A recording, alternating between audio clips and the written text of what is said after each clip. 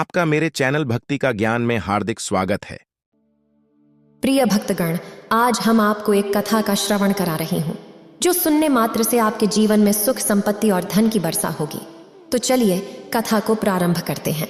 माता पार्वती कहती हैं, जीवन बदलने वाली रामेश्वरम ज्योतिर्लिंग की कथा सुनने से सभी दुखों का विनाश हो जाता है, इसलिए यह कथा जन कल्याण के लिए जरूरी है। रामेश्वरम ज्योतिर्लिंग हिंदुओं का एक पवित्र तीर्थ स्थल है जो तमिलनाडु के रामनाथपुरम जिले में स्थित है।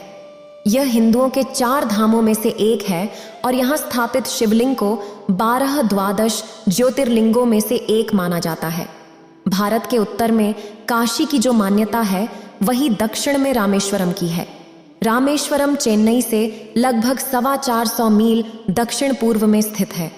यह हिंद महासागर और बंगाल की खाड़ी से चारों ओर से घिरा हुआ एक सुंदर शंख आकार का द्वीप है। बहुत पहले यह द्वीप भारत की मुख्य भूमि से जुड़ा हुआ था, लेकिन बाद में सागर की लहरों ने इस कड़ी को काट दिया, जिससे यह चारों ओर पानी से घिरकर एक टापू बन गया। यहाँ भगवान राम ने लंका पर चढ़ाई करने से पहले पत्थरों के सेतु का निर्माण करवाया था, जिस पर चढ़कर वानर सेना लंका पहुंची और वहां विजय पाई। बाद में राम ने विभीषण के अनुरोध पर धनुषकोटि नामक स्थान पर इस सेतु को तोड़ दिया था। आज भी इस 30 मील 48 किमी लंबे आदि सेतु के अवशेष सागर में दिखाई देते हैं। रामेश्वरम के प्रसिद्ध मंदिर की स्थापना के बारे में यह रोचक कथा कही जाती है। सीता जी को छुड़ाने के लिए राम ने लंका पर चढ़ाई की थी। उन्होंने युद्ध के बिना सीता जी को छुड़ाने का बहुत प्रयास किया, लेकिन जब रावण के न मानने पर विवश होकर उन्होंने युद्ध किया। इस युद्ध के लिए राम को वानर सेना सहित सागर पार करना था, जो बहुत कठिन कार्य था। तब श्री राम ने युद्ध में सफलता और विजय के पश्चात कृतज्ञता के लिए अपने आराध्य भगवान शिव की आराधना के लिए समुद्र किनारे की रेत से शिवलिंग का निर्माण किया। तभी भगवान शिव स्वयं ज्योति स्वरूप प्रकट हुए और उन्होंने इस लिंग को श्री रामेश्वरम की उपमा दी। इस युद्ध में रावण के साथ उसका पूरा राक्षस वंश समाप्त हो गया और अंततः सीता जी को मुक्त कराकर श्री राम वापस लौटे। रावण भी साधारण राक्षस नहीं था, वह महर्षि पुलस्त्य का वंशज और वेदों का ज्ञानी और शिवजी का बड़ा भक्त भी था। श्री राम को उसे मारने के बाद बड़ा खेद हुआ। ब्रह्मा हत्या के पाप प्रायश्चित के लिए श्री राम ने युद्ध विजय के पश्चात भी यहाँ रामेश्वरम जाकर पूजन किया। शिवलिंग की स्थापना करने के बाद इस लिंग को काशी विश्वनाथ के समान मान्यता देने के लिए उन्होंने हनुमान जी से काशी से एक शिवलिंग लाने को कहा। हनुमान पवन पुत्र थे और वे बड़े वेग से आकाश मार्ग से चल पड़े और शिवलिंग ले आए। यह देखकर राम बहुत प्रसन्न हुए और उन्होंने रामेश्वर ज्योतिर्लिंग के साथ काशी के लिंग की भी स्थापना कर दी। छोटे आकार का यही शिवलिंग रामनाथ स्वामी भी कहलाता है। ये दोनों शिवलिंग इस तीर्थ के मुख्य मंदिर में आज भी पूजित हैं। यही मुख्य शिवलिंग ज्योतिर्लिंग है। अगर आप यह कहानी सुन रहे हैं तो पूरा सुनिए। इस कथा को आधा अधूरा छोड़कर जाने की गलती मत करिएगा, क्योंकि इस पवित्र कथा को पूरा सुनने से मनचाहा फल की प्राप्ति होगी। इसलिए इस कथा को पूरा सुने। आप शिव भक्त हैं तो भोलेनाथ का अनादर ना करें। फिर माता पार्वती कहती है, तो चलिए कहानी प्रारंभ करते हैं। बहुत समय पहले की बात है। एक नगर में एक व्यक्ति रहता था। वह बहुत दुखी था। वह व्यक्ति एक महात्मा के पास आकर कहता है कि मैं अपने जीवन से बहुत दुखी हूँ और मैं अपने बीवी, बच्चों और परिवार को भी खुश नहीं रख पाता। मैं अपने लिए भी कुछ नहीं कर पा रहा। मुझे तो कभी कभी अपनी जिंदगी को खत्म करने का भी ख्याल आता है। आप इतनी साधनाएं करते हैं, इतनी तपस्याएं करते हैं, क्या आप मुझे कुछ ऐसा मार्ग बता सकते हैं जिससे मैं अपने बुरे वक्त से बाहर आ सकूं? मेरा बहुत बुरा वक्त चल रहा है। 2 वक्त की रोटी का इंतजाम करना भी मेरे लिए बहुत मुश्किल हो गया है। अब आप ही बताइए कि ऐसे वक्त में मैं जिंदा रहूं तो कैसे रहूं? कैसे अपने परिवार को खुश रखूं?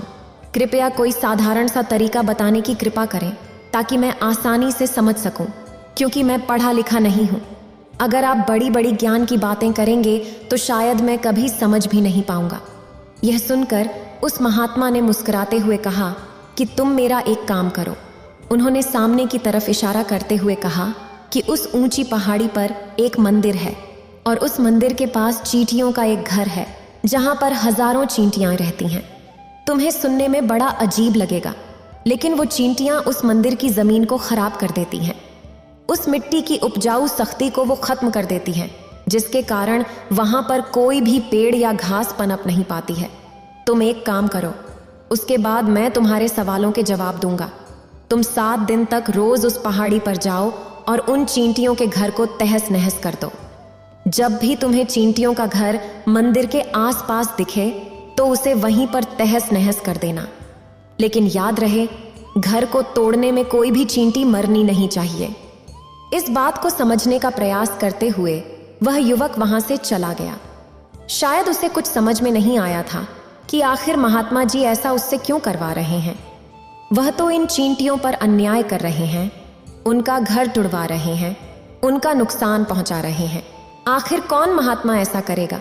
लेकिन फिर भी उस महात्मा की बात मानते हुए वह अगले दिन से ही पहाड़ी पर जाना शुरू कर देता है। जब वह पहले दिन पहाड़ी पर पहुंचता है तो देखता है कि बहुत सारी चींटियां अपना खाना जुटाने में लगी हुई हैं। सारी चींटियां कतार में चल रही थीं और अनाज के छोटे छोटे कण उठाकर अपने घर में जमा कर रही थीं। यह देखकर पहले तो उस युवक का मन कमजोर पड़ गया। उसने सोचा कि चींटियां इतनी मेहनत करके अपना घर बना रही हैं और अगर मैं इनके घर को तबाह कर दूंगा तो इन्हें कितना बुरा लगेगा। लेकिन फिर उसने उस महात्मा की बात याद करते हुए उस घर को तोड़ना शुरू किया और जल्द ही चींटियों में हाहाकार मच गया और वे इधर उधर दौड़ने लगीं। जो चींटियां अब तक कतार में चल रही थीं वे इधर उधर भागने लगीं। थोड़ी देर में घर टूट गया और सारी चींटियां इधर उधर भागकर छुप गईं। यह करने के बाद वह युवक दुखी मन से वापस अपने घर लौट आया। उसका मन परेशान था और वह दुखी था। फिर उसने अपने बिस्तर में रात को सोते सोते सोचा कि अब तो इन चींटियों का घर तबाह हो चुका है, अब वापस जाने से क्या फायदा, क्योंकि चींटियों का घर तहस नहस करने के लिए महात्मा ने कहा था, वह मैं कर चुका हूं। लेकिन कुछ सोचकर अगले दिन फिर उसने जाने का निश्चय किया और सुबह सुबह उसी पहाड़ी पर पहुंच गया। पहाड़ी पर पहुंचकर वह उसी जगह पर पहुंचा जहां पिछली सुबह उसने उस घर को तहस नहस कर दिया था। लेकिन यह देखकर वह चौंक गया कि उन चींटियों ने अपना घर फिर से उसी जगह पर बना लिया था और वे फिर से अपने घर का सामान इकट्ठा करने में लगी थीं। उस युवक को लगा कि ये चींटियां कितनी मूर्ख हैं। इन्हें पता है कि कल ही मैंने इनका घर इसी जगह पर तबाह किया था और फिर भी उन्होंने उसी जगह पर नया घर बना लिया। यह सोचकर वह आदमी हंसने लगा, लेकिन महात्मा की बात याद करते हुए उसने फिर से उन चींटियों का घर तबाह करना शुरू कर दिया। फिर से उन चींटियों में हलचल मच गई और थोड़ी देर में वे इधर उधर जान बचाने के लिए भागने लगीं। कुछ देर में उनका घर फिर से नष्ट हो गया और युवक को संतोष हुआ कि इस बार उसने उनके घर को अच्छी तरह से तबाह कर दिया है। उसे लगा कि अब चींटियां यहाँ पर अपना घर नहीं बना पाएंगी, इसलिए जाने से पहले उसने घर पर ठंडा पानी भी डाल दिया ताकि चींटियां वहां पर फिर से अपना घर न बना सकें। अपना काम पूरा करके वह युवक फिर से अपने घर लौट आया। आज रात सोते वक्त फिर से वह युवक सोच रहा था कि क्या महात्मा सच में यहाँ काम करवा रहे हैं? किसी का घर तबाह करना क्या एक सिद्ध पुरुष को शोभा देता है? क्या हो अगर वह महात्मा सिद्ध पुरुष हो ही ना? क्या होगा अगर वो मुझे बेवकूफ बना रहे हो? लेकिन फिर उसने सोचा और निश्चय किया कि पहले मैं अपने काम को पूरा कर लेता हूँ, उसके बाद ही पता चलेगा कि महात्मा मुझसे ऐसा क्यों करवा रहे थे। यह सोचकर वह रात में सो जाता है। अगले दिन सुबह उठकर वह फिर से उसी पहाड़ी की ओर निकल जाता है। पहाड़ी पर पहुंचकर वह उसी जगह पर पहुंचता है जहां उसने चींटियों के घर को तबाह किया था और यह देखकर खुश हो जाता है कि वहां अब कोई घर नहीं था। सारी चींटियां वहां से भाग चुकी थीं। अब उसने सोचा कि रोज रोज यहां आने का क्या मतलब है, क्योंकि चींटियां तो अपना घर बदल चुकी हैं और महात्मा ने तो 7 दिन तक यहां आने के लिए कहा था। लेकिन आज तो तीसरा दिन है और बाकी 4 दिन आने का क्या मतलब। यही सोचकर उसने निश्चय किया कि वह सीधा महात्मा के पास जाएगा और उन्हें सारी खबर बता देगा। जब वह पहाड़ी से महात्मा की कुटिया की ओर जाने लगा तो अचानक उसकी नज़र एक और घर पर पड़ी जो चींटियों का ही बनाया हुआ था। मतलब कि चींटियां अब नए घर में बस चुकी थीं। यह नया घर उनके पुराने घर से थोड़ी ही दूरी पर था। जब युवक की नज़र उस घरौंदे पर पड़ी तो उसने सोचा कि शायद महात्मा को पता था कि ये चींटियां अपना घर यहाँ से बदलकर दूसरी जगह बना लेंगी, इसलिए उन्होंने मुझे 7 दिन तक आने के लिए कहा था। यह विचार करके वह उनका नया घर तोड़ने के लिए पहुंच जाता है। जब वह वहां पहुंचा तो चींटियां उसी तरह अपने काम में लगी हुई थीं। वे अपने लिए खाना इकट्ठा कर रही थीं और अपने घर में जमा कर रही थीं। तो श्रद्धालुओं, जब वो पुराना घर टूटा था तब भी वहां अनाज के कुछ कण बचे हुए थे और चींटियां वहां से अनाज उठाकर अपने नए घर में ले जा रही थीं। युवक का मन फिर से कमजोर पड़ गया, क्योंकि वह खुद भी कमजोर और वक्त का मारा हुआ था। उसके मन में चींटियों के प्रति दया का भाव जाग रहा था। उसे चींटियों पर दया आ रही थी और वह उनकी मदद करना चाहता था, लेकिन अनजाने में वह उनका नुकसान कर रहा था। महात्मा की बात याद करते हुए उसने फिर से उस घर को तोड़ने का निश्चय किया और इस बार बहुत सावधानी से, बिना किसी चींटी को नुकसान पहुंचाए, घर को तबाह करना शुरू कर दिया। इसमें थोड़ा ज्यादा समय लगा, क्योंकि महात्मा ने पहले ही कहा था कि किसी भी चींटी को नुकसान नहीं पहुंचना चाहिए। युवक ने बहुत ही सावधानी से घर को तबाह किया, लेकिन अंत में उसने घर को तबाह कर दिया। इस बार वह पहले से भी ज्यादा दुखी था, क्योंकि उसने चींटियों का नया घर भी तोड़ दिया था। वह खुद को शैतान या दाना समझने लगा था, लेकिन महात्मा की बात सुनते हुए वह दुखी मन से अपने घर वापस आ गया। रात में सोने से पहले उसने फिर से सोचा कि वह कितना बड़ा शैतान और दाना है, क्योंकि वह चींटियों को कहीं भी बसने के लिए जगह नहीं दे रहा है। वो चींटियां मेरे बारे में क्या सोचती होंगी, कितना दुत्कारती होंगी मुझे और उस महात्मा को जो मेरे द्वारा यह काम करवा रहे हैं। लेकिन फिर भी उसने अगले दिन जाने का निश्चय किया और सुबह सुबह फिर उस जगह पर चला गया। यह देखकर वह फिर से चकित हो गया कि इस बार चींटियों ने एक और नई जगह पर अपना घर बना लिया था। वे पहले से भी ज्यादा ऊर्जा के साथ काम कर रही थीं और उन्होंने एक रात पहले से भी बड़ा घर बना लिया था। अब वे फिर से अपना अनाज और खाना जुटाने में लगी हुई थीं। यह देखकर उस युवा को लगा कि ये चींटियां किस मिट्टी की बनी हुई हैं। श्रद्धालुओं, मैं इन्हें बार बार यहाँ से भगाने की कोशिश कर रहा हूँ और ये फिर भी वहीं पर अपना घर बना लेती हैं।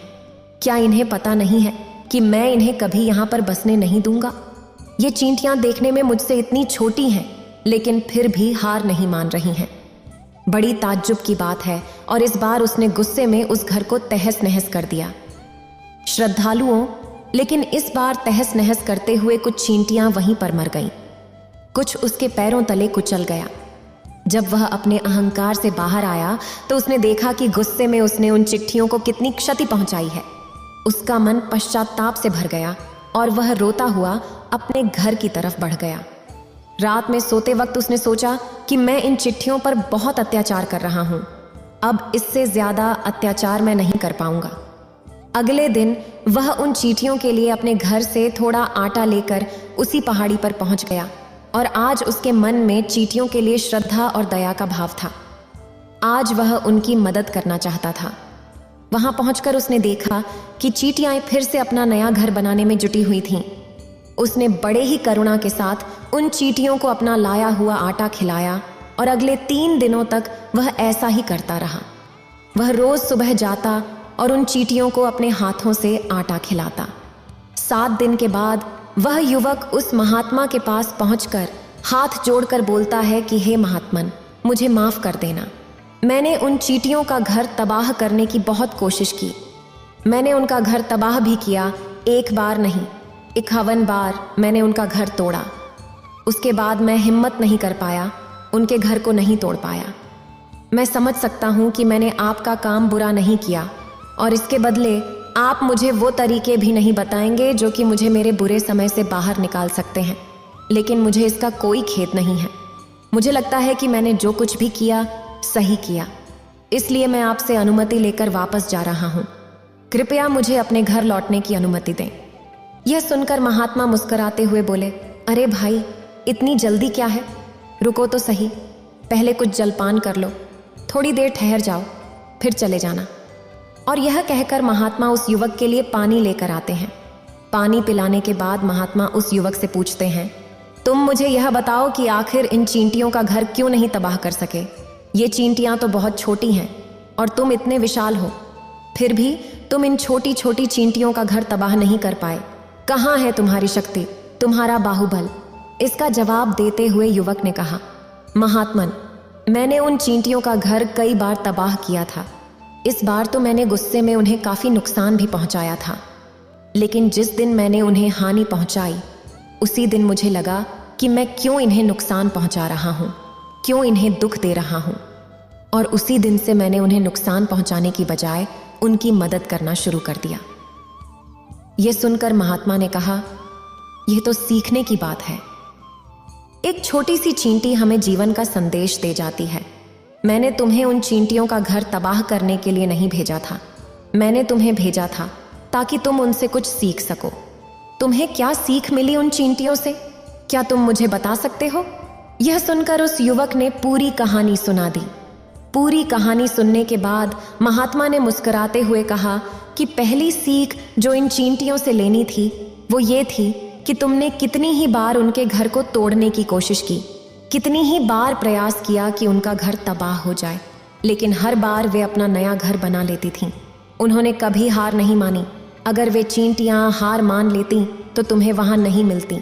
जीवन कार्यशीलता और कर्मशीलता का नाम है, लेकिन हम मनुष्य 1 से 2 बार हार मिलने पर ही टूट जाते हैं, हताश हो जाते हैं और फिर जीवन में प्रयास ही नहीं करते। कुछ लोग तो अपनी जिंदगी को खत्म करने पर उतारू हो जाते हैं, लेकिन जानवरों में तुमने एक बात देखी होगी कि वे अपना जीवन खुद से कभी खत्म नहीं करते। तुमने कभी नहीं सुना होगा कि किसी जानवर ने आत्महत्या कर ली हो, चाहे वह कितना भी भूखा या दुखी क्यों ना हो, लेकिन वे अपने जीवन के लिए हमेशा संघर्ष करते रहते हैं। वहीं हम मनुष्य 12 बार हार से हताश होकर ही अपना जीवन खत्म कर लेते हैं। जीवन तो कर्मशीलता और कर्म करने का नाम है। जीवन और मृत्यु अंतिम विश्राम है, परम विश्राम है। इसलिए मृत्यु से पहले कर्म करना कभी मत छोड़ना, क्योंकि मृत्यु के बाद तुम परम विश्राम में चले ही जाओगे। तो उससे पहले कर्म करना क्यों छोड़ रहे हो, क्यों निराश हो रहे हो? अगर तुम्हारा एक घर टूट गया है तो दूसरा घर बनाने का प्रयास करो, कोशिश करो, और कोशिश करने वालों की कभी हार नहीं होती। ये तुम उन चींटियों से देख चुके हो। देखने में वे तुमसे कितनी छोटी हैं, लेकिन उनका मन तुम्हारे मन से कितना बड़ा है, इतना विशाल है, इतना संकल्पित है कि बार बार घर टूटने पर भी उन्होंने कभी हार नहीं मानी। दूसरी सीख यहाँ से यह थी कि जब भी हमारे ऊपर बुरा समय आता है, हमें लगता है कि यह समय कभी वापस नहीं जाएगा, यह समय मेरे जीवन को बर्बाद कर देगा। तो श्रद्धालुओं, यह सोच हमें कभी जीने नहीं देगी और अपने ख्यालों से, अपने इन्हीं विचारों से जिनका असलियत में कोई भी अस्तित्व नहीं है, वे सिर्फ विचार हैं, और वही विचार हमारे मन को दुखी कर देते हैं, जिससे हम प्रयास करना भी छोड़ देते हैं। लेकिन सोचो, प्रकृति हमें बार बार नुकसान पहुंचाएगी, लेकिन कब तक? अगर हम हर बार फिर से उठकर नया प्रयास करते रहेंगे तो एक दिन प्रकृति भी हमारे सामने घुटने टेक देगी और हमारे ऊपर दयावान हो जाएगी। श्रद्धालुओं, प्रकृति कृपालु हो जाएगी और हमें सब कुछ देने लगेगी जिसकी हमने कभी कामना की थी। जैसे तुमने देखा कि तुम उन चींटियों को तबाह करने के लिए घर पहुंचे थे, लेकिन बाद में तुमने उन्हें अनाज और आटा देना शुरू कर दिया। तुम्हें उन पर कृपालु हो गए। क्यों? क्योंकि तुमने देखा कि वे चींटियां हार मानने का नाम ही नहीं ले रही थीं। इसी तरह अगर तुम अपने जीवन में कभी हार नहीं मानोगे तो एक दिन ऐसा आएगा कि प्रकृति तुम्हें वह सब कुछ देगी जो तुम पाना चाहते हो। इसलिए ये 2 सीख याद रखना, कर्मशीलता से कार्य करते रहना और यह विश्वास रखना कि एक न एक दिन प्रकृति तुम्हारे प्रयासों का परिणाम जरूर देगी, जैसे भगवान राम को मिला था पुल बनाने के समय। फिर माता पार्वती कहती हैं, हमें चुप क्यों रहना चाहिए और हमारे बोलने के क्या नुकसान हैं? क्या हमें बोलना बंद कर देना चाहिए या फिर अपने मन की बकबक को कैसे शांत करें? श्रद्धालुओं, आज मैं आपको 10 ऐसी जगहों के बारे में बताऊंगा जहां आपको चुप रहना चाहिए, अन्यथा लोग आपको मूर्ख समझ सकते हैं। इसे समझने के लिए मैं आपको एक कहानी सुनाना चाहता हूं। तो चलिए श्रद्धालुओं, इस कहानी को शुरू करते हैं। एक बार की बात है, जब भी कोई व्यक्ति सन्यासी महात्मा के संघ में शामिल होता था तो सबसे पहले उसे शांत रहने के लिए कहा जाता था। ध्यान की अवस्था में जाने से पहले उस भिक्षु को मौन रहना सिखाया जाता था। आज के दौर में हर तरफ शोर ही शोर है, जिससे दिमाग में तनाव पैदा होता है। ऐसे में अगर आप हर रोज कुछ देर मौन रहने का अभ्यास करते हैं तो इससे आपके तनाव पैदा करने वाले हार्मोन्स के स्तर में कमी आती है। इससे आपका दिमाग शांत होता है, गुस्सा नियंत्रित रहता है और तनाव बढ़ाने वाले हार्मोन्स का स्तर घटता है। आज के इस वीडियो में हम जानेंगे कि कौन कौन सी जगहों पर हमें शांत रहना है और किन जगहों पर हमें बोलना है, और शांत रहने से हमारे अंदर क्या बदलाव आ सकता है। श्रद्धालुओं, संध्या का समय था। गुरु अपने सभी शिष्यों को बुलाते हैं और कहते हैं, कल सुबह नदी में स्नान करने के बाद तुरंत हमारी कुटिया के सामने उपस्थित हो जाना। सभी शिष्य हैरान रह जाते हैं कि हमने कुछ गलती की है क्या। लेकिन कुछ शिष्य कहते हैं कि हो सकता है गुरुजी कल सुबह कुछ अच्छी बात बताने वाले हों। सब लोग रात को सही समय पर सो जाते हैं और सुबह उठकर सभी लोग नदी में स्नान करने के बाद वापस गुरुजी के सामने उपस्थित हो जाते हैं। गुरु कहते हैं, आज मैं तुम सबको चुप रहने के फायदों के बारे में बताऊंगा। गुरु बताते हैं 10 मौके जहां चुप रहने से फायदा होता है और बोलने से नुकसान। गुरु कहते हैं, अगर आप 10 मौकों पर शांत हो गए यानी मौन हो गए तो आप जो चाहेंगे वही मिलेगा। आपकी जिंदगी में चमत्कारिक बदलाव शुरू हो जाएंगे। जरूरत से ज्यादा बोलना या चुप रहना दोनों ही अच्छी बात नहीं है। जैसे जरूरत से ज्यादा बारिश या धूप दोनों ही दिक्कत दे सकती हैं, उसी तरह अनावश्यक बोलने से भी काफी नुकसान होता है। गुरु कहते हैं कि पहला ऐसा मौका जहां व्यक्ति को चुप ही रहना चाहिए, बिना तथ्य के न बोलना चाहिए। गुरु ने कहा, अगर आपके पास कोई तथ्य नहीं है तो वहां चुप रहने में ही भलाई है। चुप बैठने से दिमाग में नई कोशिकाओं का निर्माण होता है और इससे ज्ञान की वृद्धि होती है। बोलने में भलाई वही है जहां आपको किसी चीज के बारे में पूरा ज्ञान हो। अगर आप बिना तथ्य के कहीं बोलते हैं या फिर बेवजह बोलते हैं तो आपका वही मजाक बन सकता है। अगर आपके पास पर्याप्त जानकारी नहीं है तो ऐसी जगहों पर बोलने से आपका मजाक तो बनेगा ही, साथ ही लोगों का भरोसा भी आपके ऊपर से उठने लगेगा। इसीलिए ऐसी जगहों पर शांत ही रहो जहां तुम्हें पता नहीं कि क्या बोलना है और क्या नहीं। कई बार कुछ लोग ऐसे होते हैं जो हर जगह अपनी उपस्थिति जताने लगते हैं। उन्हें नहीं पता होता कि हमें क्या कहना है, लेकिन फिर भी बोलते रहते हैं। बाद में जब वे चले जाते हैं तो दूसरे लोग उनका मजाक उड़ाते हैं। इसलिए जब तक आपको किसी तथ्य के बारे में अच्छी जानकारी नहीं है तब तक चुप रहना ही समझदारी है। गुरु ने कहा, दूसरा ऐसा मौका जब व्यक्ति को चुप रहना चाहिए ताकि शब्दों से किसी को ठेस न पहुंचे। अगर आपके शब्द किसी को मानसिक ठेस पहुंचा रहे हैं तो वहां चुप हो जाना चाहिए। कमजोर व्यक्ति के बारे में कुछ भी कहकर आप महान नहीं बन सकते। महानता तब आती है जब आप किसी कमजोर का साथ देते हैं। कई बार लोग अपने से छोटे व्यक्ति को भला बुरा कहने देते हैं। सामने वाला इंसान कद में आपसे छोटा हो सकता है, लेकिन वह आपको कुछ नहीं कहेगा। फिर भी आप उसकी नजरों में गिरते चले जाएंगे। हो सकता है कि कल वह आपसे पद में बड़ा हो जाए। जब वह पद में आपसे बड़ा हो जाएगा तो वह आपके साथ वही रवैया अपना सकता है जो आपने उसके साथ किया था। आप किसी को नीचा दिखाकर बड़े नहीं बन सकते। बड़ा बनना है तो अपने से छोटे लोगों की इज्जत करना सीखें और साथ ही साथ बड़े लोगों का भी सम्मान करें। लोगों को लगता है कि अगर वे अकड़ कर बोलेंगे और सामने वाले को नीचा दिखाने की कोशिश करेंगे तो वे बड़े बन जाएंगे। यह उनकी भूल है। बड़े होने के बजाय आप उनकी नजरों में गिरते चले जाएंगे। गुरु ने आगे कहा, इसलिए शिष्य, तुम जब भी बोलो आदर भाव से बोलो ताकि तुम्हारी बात लोगों को अच्छी लगे। बोलने में भाई बहन, माता पिता, मित्र, इन शब्दों का संबोधन जरूर करना चाहिए। इससे हमारी मान प्रतिष्ठा तो बढ़ेगी ही, साथ ही तुम लोगों की नजर में समझदार बनते चले जाओगे। गुरु ने आगे कहा, तीसरा मौका जहां पर व्यक्ति को चुप रहने में ही भलाई है वह है क्रोध या घृणा करने वाले लोग। जब कोई अपना सगा संबंधी आप पर क्रोध कर रहा हो, आपका अपमान कर रहा हो, तो आपको उस वक्त चुप ही रहना चाहिए ताकि सामने वाले का गुब्बारा पूरी तरह से फट जाए। आप यदि सही हैं तो उसे कतई माफी न मांगे और चुप रहकर ही सही समय का इंतजार करें। वह खुद ही आपसे माफी मांग लेगा जब उसे अपनी गलती का एहसास हो जाएगा। गुरु आगे कहते हैं, कि अगर कोई सगा संबंधी आप पर क्रोध कर रहा हो और आप उसमें शांत हो तो यह आदर सम्मान देने की निशानी है। इससे न कोई छोटा होता है और न ही कोई बड़ा। अगर आपको क्रोध आ रहा है तो आप वहां से किसी का अनादर किए बिना चले जाएं या फिर चुप रहें। क्रोध करने से आपके रिश्ते खराब होंगे। गुरु कहते हैं कि क्रोध करने से हमेशा क्रोध करने वाले व्यक्ति का ही बुरा होता है। एक बार की बात है, एक सांप जंगल से भागते हुए किसी राजा के अस्त्र घर में पहुंच गया। लोगों ने उसे छेड़ा तो वह बहुत गुस्से में आ गया और वहां पड़ी तलवार को लपेट कर कसने लगा, जिससे उसका पूरा शरीर कट गया। ठीक उसी प्रकार हमारा गुस्सा भी हमारे शरीर को तलवार की तरह काटता रहता है। गुस्सा ध्यान से खत्म होता है। यदि आप प्रतिदिन ध्यान की मुद्रा में बैठते हैं तो आपका गुस्सा आपके नियंत्रण में रहेगा। गुरु आगे कहते हैं, यह एक तरीका है कि आप प्रतिदिन ध्यान का अभ्यास करें। इससे आपके शरीर में जो हार्मोन्स खुशी को बढ़ावा देते हैं वे सब आपके नियंत्रण में रहेंगे, जिससे आपका शरीर गुस्से पर आसानी से काबू पा लेगा।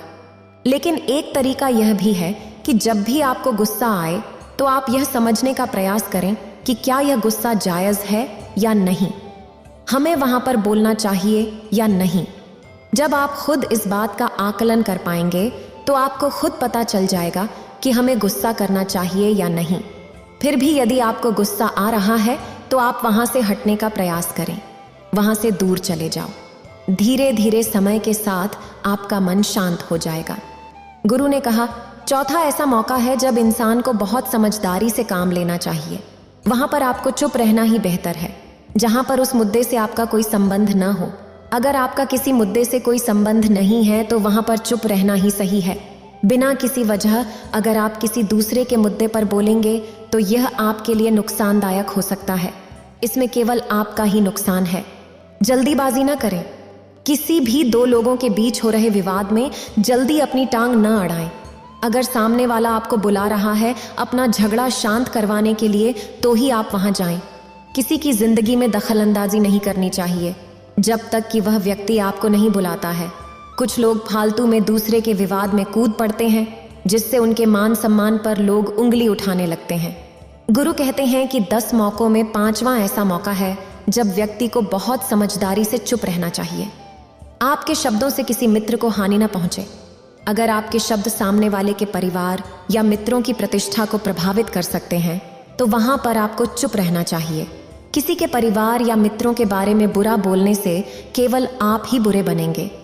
जो चीज़ आसानी से खत्म की जा सकती है उसे अपने शब्दों से बड़ा न करें।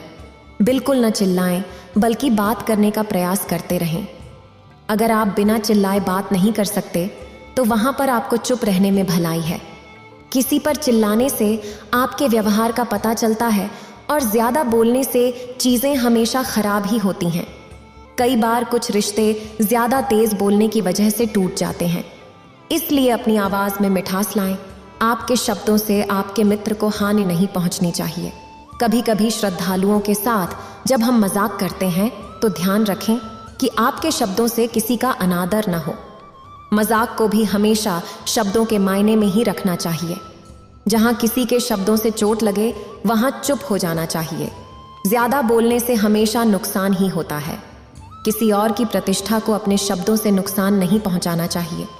अगर आपके शब्दों से किसी की प्रतिष्ठा को ठेस पहुंच रही है तो आपको चुप हो जाना चाहिए। जब कोई व्यक्ति आपके सामने नहीं है तो उसके बारे में किसी तीसरे व्यक्ति के सामने बुरे शब्द नहीं बोलने चाहिए। गुरु कहते हैं कि छठा मौका वह है जब व्यक्ति को चुप रहना चाहिए। जब कोई किसी की बुराई कर रहा हो तब आपको चुप रहकर बस सुनना चाहिए। अपनी राय व्यक्त नहीं करनी चाहिए और उस मामले में नहीं पड़ना चाहिए, क्योंकि जो आपके सामने किसी तीसरे की बुराई कर रहा है वह कल किसी और के सामने आपकी भी बुराई कर सकता है। नीति शास्त्र के अनुसार जो अपने मुंह को बंद रखता है और बुद्धि से काम करता है वही इंसान समझदार होता है। बिना जरूरत के बोलना और किसी के बीच में पड़ना गलत बात है। कभी कभी हमारे लिए समझदारी इसी में होती है कि हमें अपना मुंह ऐसी जगह पर नहीं खोलना चाहिए। गुरु आगे कहते हैं कि 10 मौकों में 7वां ऐसा मौका होता है जब व्यक्ति को चुप रहना चाहिए। जब कोई आपकी भावना नहीं समझे, जब आपको लगता है कि कोई व्यक्ति आपकी भावना, दुख या परेशानी को शब्दों में नहीं समझ रहा है, यदि आपको लग रहा है कि सामने वाला व्यक्ति आपकी भावनाओं, जो आपकी परेशानी है, उसे समझ ही नहीं पा रहा है या समझने का प्रयास ही नहीं कर रहा है, या वो आपको ध्यान से सुन ही नहीं पा रहा है, तो ऐसे व्यक्ति के सामने चुप ही रहें। ऐसे लोग आपकी भावनाओं या दुख से कोई मतलब नहीं रखते हैं। ऐसे लोगों को अपना राज बताकर आप बाद में पछताएंगे। इसलिए हर किसी को अपने मन की बात नहीं बतानी चाहिए। अगर आपको लग रहा है कि सामने वाला आपकी बात को नहीं समझ पा रहा है, आपकी भावनाओं को नहीं समझ पा रहा है, तो वहां पर आपको नहीं बोलना चाहिए, क्योंकि बाद में आपका मजाक ही बन जाएगा। जब आपको लगने लगे कि सामने वाला आपकी भावनाओं को ठीक तरीके से समझ रहा है, आप जो कह रहे हैं वो ठीक तरीके से सुन रहा है, तभी आप उसे अपनी बात कहें। गुरु कहते हैं कि 8वां मौका जब आपको चुप रहना चाहिए वह है जब कोई इंसान अपना दुख व्यक्त करे। जब कोई इंसान अपने दुख या परेशानी को आपको बता रहा है, तो इसका मतलब है कि वह आपको अपना समझ रहा है। ऐसे में तुरंत ही समाधान बताने के बजाय चुप रहकर उसके दुख या समस्या को सुनें। उसके दुख या समस्या को किसी और को न बताएं। वह इसलिए नहीं बता रहा कि आप उसकी समस्याओं का समाधान कर देंगे, बल्कि इसलिए बता रहा है कि सामने वाला उसकी बात को समझ रहा है। कई बार किसी और को दुख बताने से दिमाग का बोझ हल्का हो जाता है। वह आपको अपना दुख इसलिए बता रहा होगा कि उसे लग रहा है आप उसकी बात को समझ रहे हैं। दुख बांटने से कम हो जाता है, इसलिए जब कोई व्यक्ति अपना दुख आपसे साझा करे तो ध्यान से उसकी बातें सुने ताकि उसका मन हल्का हो सके। गुरु ने आपको सब कुछ बता दिया। आगे कहते हैं कि 10 में से 9 जगहों पर आपको चुप रहना चाहिए, खासकर जहां दुष्ट प्रकृति के लोग हों और गाली गलौज कर रहे हों। ऐसी जगहों से चुपचाप निकल जाइए बिना किसी प्रतिक्रिया के, क्योंकि जिनकी जुबान खराब होती है और जो दुष्ट प्रकृति के होते हैं, उन्हें आप उस समय नहीं समझा सकते। जब उनका दिमाग शांत हो जाएगा तभी वे आपकी बात सुनेंगे। इसलिए जहां पर दुष्ट प्रकृति के लोग हों, आपकी बात को न मानते हों और न ही सुनते हों, वहां पर नहीं बोलना चाहिए। गुरु कहते हैं कि 10वां मौका ऐसा है जब आपको शांत हो जाना चाहिए और अपनी सफलता का राज हर किसी को न बताएं। कई बार लोग अपनी सफलता को जल्दी अर्जित कर लेते हैं और हर जगह उसका ढिंढोरा पीटने लगते हैं। इससे कई लोग आपकी सफलता से खुश नहीं होते और उनकी नकारात्मक ऊर्जा आपको प्रभावित कर सकती है। जब आप सफल होंगे तो सभी को खुद ही पता चल जाएगा कि आप सफल हो गए हैं। ढिंढोरा पीटने से नुकसान आपका ही होगा। इतना कहकर गुरु ने कहा, शिशु, आज के लिए बस इतना ही। अगर तुम मेरी इन 10 बातों को अपने जीवन में अपना लेते हो तो तुम काफी हद तक परेशानियों से बचे रहोगे। रामेश्वरम के विशाल मंदिर के निर्माण और उसकी सुरक्षा में रामनाथपुरम की छोटी रियासत के राजाओं का महत्वपूर्ण योगदान रहा है। अब यह रियासत तमिलनाडु राज्य में शामिल हो गई है। रामनाथपुरम के राजभवन में एक पुराना काला पत्थर रखा हुआ है, जिसे कहा जाता है कि राम ने केवट राज को राज तिलक के समय उसके चिन्ह के रूप में दिया था। रामेश्वरम की यात्रा करने वाले लोग इस काले पत्थर को देखने के लिए रामनाथपुरम जाते हैं, जो रामेश्वरम से लगभग 33 मील दूर है। पूरे भारत, दक्षिण पूर्व एशिया और पूर्व एशिया के कई देशों में हर साल दशहरे पर और राम के जीवन पर आधारित नृत्य नाटकों में सेतु बंधन का वर्णन किया जाता है। राम द्वारा बनाए गए इस पुल का वर्णन रामायण में तो है ही, महाभारत में भी श्री राम के नल सेतु का जिक्र आया है। कालिदास की रघुवंश में भी सेतु का वर्णन है। अनेक पुराणों में भी श्री राम सेतु का विवरण मिलता है। एनसाइक्लोपीडिया ब्रिटेनिका में इसे राम सेतु कहा गया है। नासा और भारतीय सैटेलाइट से लिए गए चित्रों में धनुषकोडी से जाफना तक जो एक पतली सी द्वीपों की रेखा दिखती है, उसे ही आज राम सेतु के नाम से जाना जाता है। इसी पुल को बाद में एडम्स ब्रिज का नाम मिला। यह सेतु तब 5 दिनों में ही बन गया था। इसकी लंबाई 100 योजन और चौड़ाई 10 योजन थी। इसे बनाने में उच्च तकनीक का प्रयोग किया गया था। रामेश्वरम का मंदिर भारतीय निर्माण कला और शिल्पकला का एक सुंदर उदाहरण है। इसका प्रवेश द्वार 40 फीट ऊंचा है। प्राकार और मंदिर के अंदर सैकड़ों विशाल खंभे हैं जो देखने में एक जैसे लगते हैं, लेकिन पास जाकर ध्यान से देखने पर पता चलता है कि हर खंभे पर बेल बूटों की अलग अलग कारीगरी है। रामनाथ की मूर्ति के चारों ओर परिक्रमा करने के लिए 3 प्राकार बने हुए हैं। इनमें तीसरा प्राकार 100 साल पहले पूरा हुआ। इस प्राकार की लंबाई 400 फुट से अधिक है। दोनों ओर 5 फुट ऊंचा और करीब 8 फुट चौड़ा चबूतरा बना हुआ है। चबूतरों के एक ओर पत्थर के बड़े बड़े खंभों की लंबी कतारें खड़ी हैं। प्राकार के एक सिरे पर खड़े होकर देखने पर ऐसा लगता है मानो सैकड़ों तोरण द्वार स्वागत के लिए बनाए गए हैं। इन खंभों की अद्भुत कारीगरी देखकर विदेशी भी दंग रह जाते हैं। यहाँ का गलियारा विश्व का सबसे लंबा गलियारा है। रामनाथ के मंदिर के चारों ओर दूर तक कोई पहाड़ नहीं है जहां से पत्थर आसानी से लाए जा सकें। गंधमादन पर्वत तो नाम मात्र का है। यह वास्तव में एक टीला है और उसमें से एक विशाल मंदिर के लिए जरूरी पत्थर नहीं निकल सकते। रामेश्वरम के मंदिर में जो कई लाख टन के पत्थर लगे हैं वे सब बहुत दूर दूर से नावों में लाद कर लाए गए हैं। रामनाथ जी के मंदिर के भीतरी भाग में एक तरह का चिकना काला पत्थर लगा है। कहते हैं ये सब पत्थर लंका से लाए गए थे। फिर माता पार्वती कहती हैं, मेरी ये बातें आपके जीवन में किसी आशीर्वाद की तरह साबित होंगी। अगर आपको ये वीडियो अच्छी लगी हो तो लाइक करें और शेयर करें और मेरे चैनल भक्ति का ज्ञान को सब्सक्राइब करें। आपका धन्यवाद।